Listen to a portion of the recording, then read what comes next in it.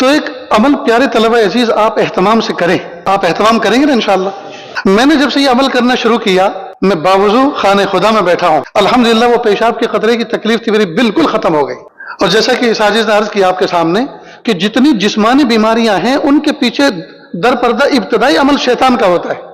تو جب ہم انشاءاللہ اس پر عمل کریں گے تو اللہ تعالیٰ جسمانی بیماریوں سے بھی شفا عطا فرمائیں.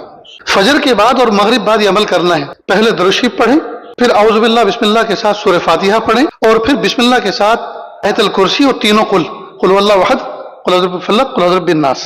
بہت آسان ہے نا. اعوذ باللہ بسم اللہ کے ساتھ سورہ فاتحہ، پھر بسم اللہ کے ساتھ آیت الکرسی اور تینوں قل، اور پھر ایک سطر کی دعا ہے، یا عزیز یا حمید یا ذل عرش المجید اصرف عنا شر کل جبار عنید. یہ پڑھ کر پھر آخر میں درود شریف پڑھ کے دونوں ہاتھوں کو دعا کی طرح پھیلائیں، اور اس پر ایسا دم کریں جس میں تھوک کے ذرات بھی شامل ہوں.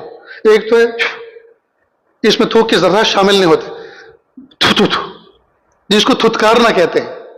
ٹھیک، اس طرح دم کرنے کے بعد پیچھے سے لے کر آگے پیشانی تک پورے سر پر، پھر چہرے پر، پھر دائیں بغل کے نیچے ہاتھ رکھ کر آگے تک لائیں، اور اس طرح سے جیسے کسی چیز کو جھاڑتے ہیں یوں کریں. پھر بائیں بغل کے نیچے سے ہاتھ لا کر آگے تک لائیں اور اس طرح سے جھاڑیں. پھر سینے پر، پھر مونڈوں پر، جہاں تک کمر پر ہاتھ پہنچ سکے وہ.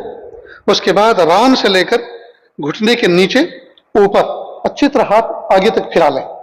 اسی طرح بایاں ران سے لے کر شروع کریں اوپر نیچے اور گھٹنے کے نیچے اور پیر کے پنجے تک.